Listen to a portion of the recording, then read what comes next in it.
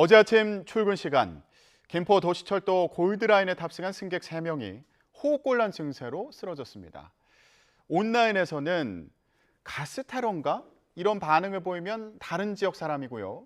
놀랍지도 않다. 이런 반응이면 김포 시민이란 글이 올라왔습니다.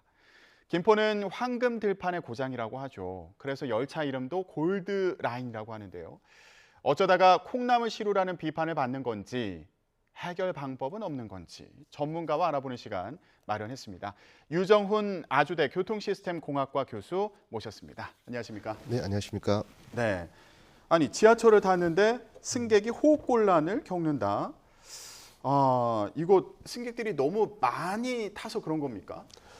일단 그 열차가 작아서 그렇습니다. 이제 김포는 이제 경전철이라고 부르는 예. 조금 차량이 작습니다. 예. 그래서 지금 이제 두 차량을 이제 붙여서 이제 운영을 하는데 이게 정원이 135명밖에 안 됩니다. 그런데 이제 두 개 합해서 130. 네네네. 예. 그러니까 좌석이 한 56석이고요. 또 예.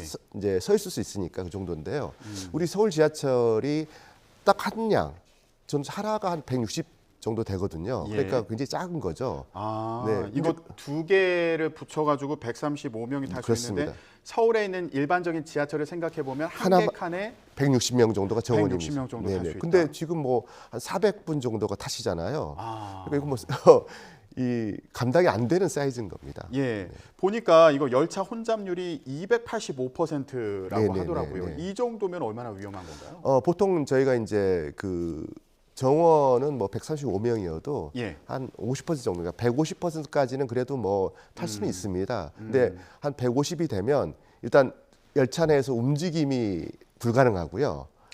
그런데 이제 여기에 거의 2배가 되니까 뭐 경험해 보셨겠지만은 손발을 뭐 이렇게 옴짝달싹 못 하고 이렇게 좌우로 뭐 몸통을 돌릴 수 없는 정도로 그러니까 아이고. 정말로 콩나물 시루 그 자체가 되는 상태입니다. 예, 제가 그 여러 기사라든가 인터넷 반응을 찾아보니까 이거 겨울에 타더라도 사람이 너무 많아가지고 땀이 날 정도다. 그렇습니다. 그래서 뭐 휴대용 선풍기 갖고 다니시는 분도 있다. 뭐 이런 글도 있더라고요. 근데 휴대용 선풍기를 아마 이렇게 틀 수 있는 공간도 안 나올 겁니다. 그 정도예요? 가지고 있어도 네네. 아침 출근 시간에. 그렇습니다. 그러면 이거 자칫하다가 만약에 열차가 갑자기 멈춘다. 그러면 뭐 넘어질 수도 있고 아니면 사고가 날 수도 있는 거 아니에요?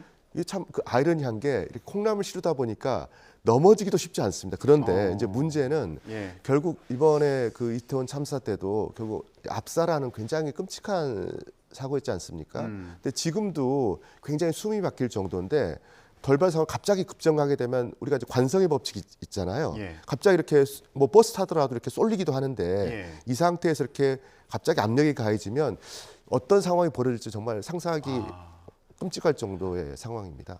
그 무게가 상당할 걸로 그렇습니다. 보이는데 이렇게 눌리는 상황이 생길 수도 있겠군요. 그렇습니다. 예, 위험이 좀 우려되는 그런 상황인데 그렇죠. 이거 열차 탈 때 뭐 안전 요원들이 이렇게 좀 제어를 한다든가 그렇게 시행을 하고 있을까요?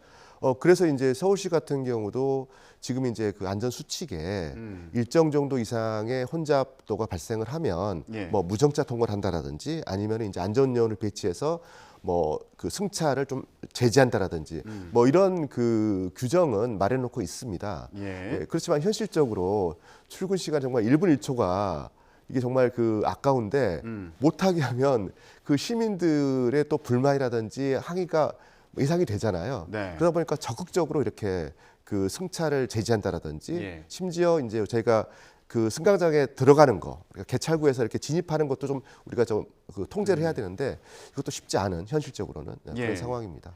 아니 그러면 이거 결국에 시민들을 위해서 존재하는 거잖아요, 이 열차가요. 네네. 그러면 이거 객차를 늘리면 안 되는 겁니까? 지금 이제 그 김포 골드라인이 편도로 한 30분 정도 걸리거든요.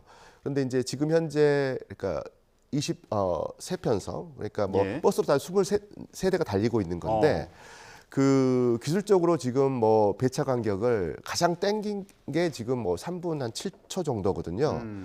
이제 그러다 보니까 지금 현재의 구조 가지고는 더 이상 이렇게 그 더 배차를 늘리기가 어렵거든요.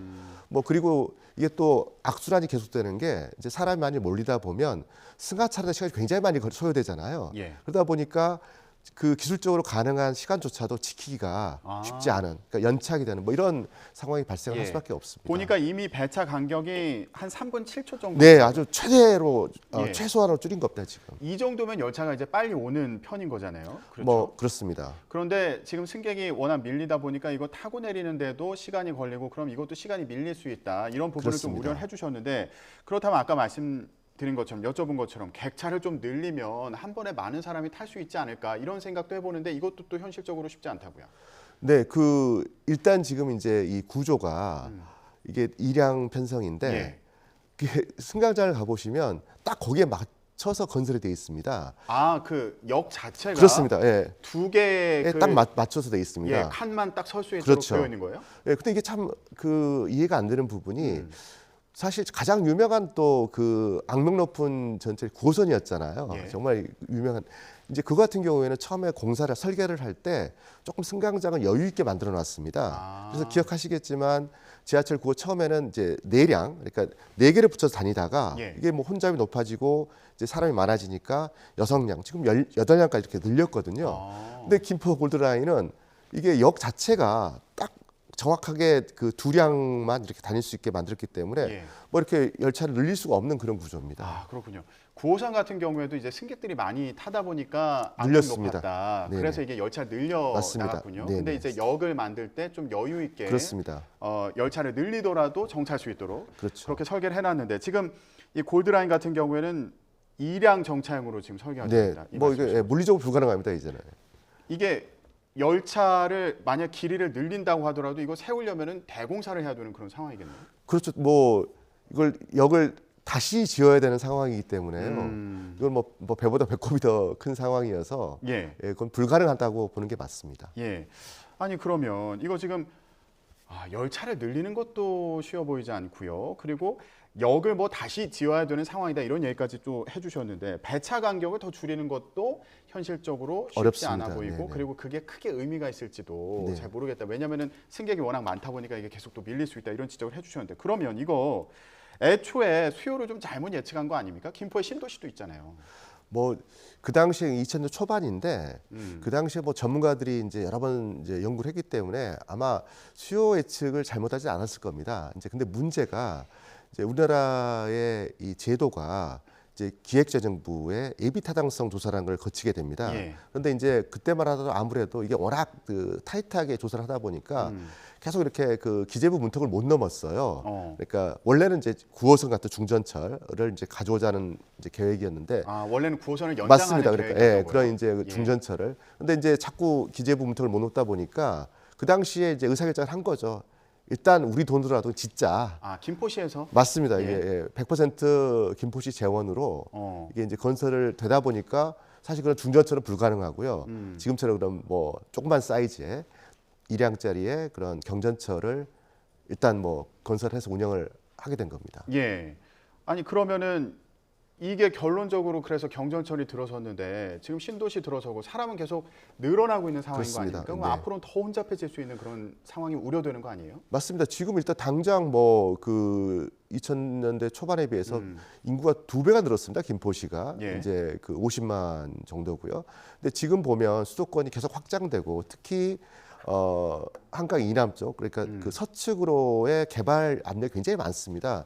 이제 그렇다 그러면은 김포시 포함해서 김포시 주변에 인구가 유입되는 거는 이거 뻔하거든요. 그래서 뭐 지금도 최악인데 과연 앞으로 어떻게 이거를 해결해 갈까 예. 정말 암담한 상황입니다. 예. 어제 기사를 보고 저는 이제 깜짝 놀랐던 게 아니 지금 열차를 탔는데 호흡곤란을 겪을 네네. 정도다. 사람이 쓰러졌다. 이것도 놀라운데 이후에 기사나 댓글을 봤더니 이게 평소에도 이 열차를 탔다가 이제 내린 승객들이 그 벤치에 앉아서 이제 쉬었다 가기도 하고 뭐 이런다고 하더라고요. 그렇죠. 숨쉬기가 힘들고 맞습니다. 어지럼증을 호소하면서 그 정도로 지금 어려움을 겪고 있는 상황인데 그러면 이거 다른 교통수단 타면 되는 거 아니야? 이런 생각도 할 수 있을 텐데 요게 또 쉽지 않다 그러더라고요. 쉽지 않습니다. 이게 이제 김포가 대표적으로 2기 신도시지 않습니까? 김포 한강. 예. 근데 이건 오래전부터 이제 나온 얘기인데 그 2기 신도시가 이게 교통 대책이 제때 이루어지지 않아 가지고 다들 뭐 김포뿐만 아니고 모든 2기 신도시 주민들이 고통의 나날을 보내고 있지 않습니까? 예. 뭐 그러니까 원래 이제 이런 신도시를 하게 되면 그 교통 대책이 미리 세워지고 선교통되고 이제 입주가 돼야 되는데 우리나라 신도시가 일단 입주부터 하고 나중에 이제 이렇게 그 교통시설에 들어오다 보니까 심지어 또 중간에 뭐 취소되기도 하고요, 뭐 연기되기도 하고 그러다 보니 사람들 다 입주돼 있는데 거기에 맞는 그런 어떤 교통시설이 없습니다. 뭐 대표적으로 김포 같은 경우는 뭐 자동차 이용해서 다니시는 분들도 뭐 하루 종일 그냥 꽉 막혀 있고요. 정체가 심하죠. 그렇습니다. 그리고 버스 같은 경우도 이게 뭐 도로가 막히니까 예. 버스가 당연히 그 제 시간에 못 가잖아요. 그러다 보니까 딱 시간을 맞춰야 되는 이제 출근 시간에 당연히 그래도 어쨌든 뭐 시간을 맞추는 김포 골드라인으로 사람들이 몰릴 수밖에 없는 그런 구조입니다. 그렇군요. 국토부에서 일단 내년 9월까지 열차 5대를 추가 투입할 계획이라고 하는데 요건 좀 도움이 될까요? 이제 이게 그 정확히 말하면 이제 그 오량 5편성입니다. 그러니까 이제 한 편성에 이제 차량이 2대니까 10대를 사와서 이제 버스를 5대를 늘리는 셈인 거거든요. 그러면 뭐 지금 23편성에서 5편 늘어나면은 뭐 효과는 있겠죠. 그래서 국토부 발표를 따지면 한 혼잡도가 한 30%는 줄지 않을까? 뭐 이런 예. 이제 예상을 하는데 30%가 줄어도 여전히 살인적인 그런 혼잡도입니다. 그래서 이게 조금 도움은 되겠지만 이게 뭐 상황을 완전히 바꾼다라고 보기는 어렵습니다. 예. 그러면 지금 말씀을 들어보면 이거 열차를 늘려서도 크게 효과가 없을 수 있고요. 그리고 뭐 버스를 이용하거나 차로 이동하는 것도 이제 길이 워낙 쉽지 않습니다. 이거 골드라인 문제 해결하려면 어떻게 해야 됩니까? 어떤 해법이 정말 있을까요? 진퇴양난인데요. 사실은 핵심은 뭐 이 김포 골드라인의 수송 용량이 이거는 뭐 물리적으로 제한이 돼 있기 때문에 예. 결국 다른 수단으로 이제 좀 이렇게 전환을 시켜 드려야 됩니다. 근데 일단 뭐 자동차로 전환시키는 거는 바람직하지 않고요. 그렇다면은 결국 이제 버스인데 버스도 도로가 이렇게 혼잡한 상태에서 정시성을 유지하려고 그러면 우리 그 경부속도로에 그 전용차를 놓다 보니까 거기는 이제 빨간 버스들이 빨리빨리 다니잖아요. 예. 이런 식으로 과감하게 김포에서 서울로 가는 도로에 버스 전용차를 만들어야 됩니다. 물론 이러면 또 그렇지 않아도 막히는 그 도로인데 자가용 이용객들이 얼마나 또 그 민원이 많겠습니까? 그럴 수 있죠. 그럼에도 불구하고 과감하게 출근 시간에 전용차를 설치를 해야 되고요. 예. 그다음에 또 버스가 항상 적자입니다. 예. 그래서 이제 실제로 버스의 투입 대수가 작은데 예. 이거는 시민들의 안전을 위해서라도 과감하게 그 우리 재정을 투입해서 정말로 버스 대수를 늘려서요. 그러니까 언제든지 가면은 뭐 1분에 한 대, 2분에 한 대 이렇게 버스가 온다 그러면 정시성이 확보되고 버스가 자주 오면 그 골드라인을 이용하시는 분들이 전할 수 있지 않을까라는 그런 기대를 해봅니다. 지금 버스 전용 차선을 과감하게 도입해야 된다 이 맞습니다. 말씀해 주셨는데 지금 보니까 GTX-D 노선 그리고 서울 지하철 5호선 연장에 지자체에서는 사활을 걸고 있다 이런 얘기도 있습니다. 이건 어떤 의미가 있는 건가요? 맞습니다. 이게 이제 앞서 말씀드렸지만 지금도 이제 문제지만 앞으로 계속 인구가 늘어나거든요. 그렇다 그러면 이제 본질적인 해결책은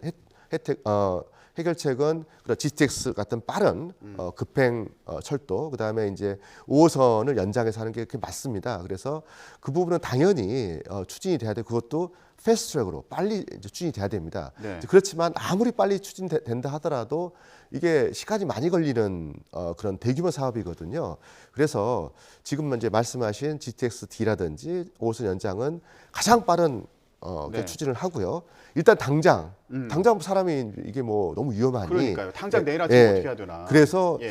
뭐 다른 해결책은 없는 것 같고요. 결국 이제 버스를 빠르게 갈 수 있게 하는 이 방법인 것 예. 같습니다. GTX-D 노선 같은 경우에 이게 뭐 어떻게 하자는 거예요? 계획을 연장해야 된다는 겁니까? 맞습니다. 노선을? 그 이미 이제 발표는 됐죠. 몇 년 전에. 그때 이제 김포에서 이제 부천, 대장 신도시까지만 이렇게 이제 그 연결되는 이제 구조인데 사실 그 김포 시민들이 원하는 노선은 이게 그 서울 강남까지 연결되는 이런 노선을 원합니다. 그리고 예.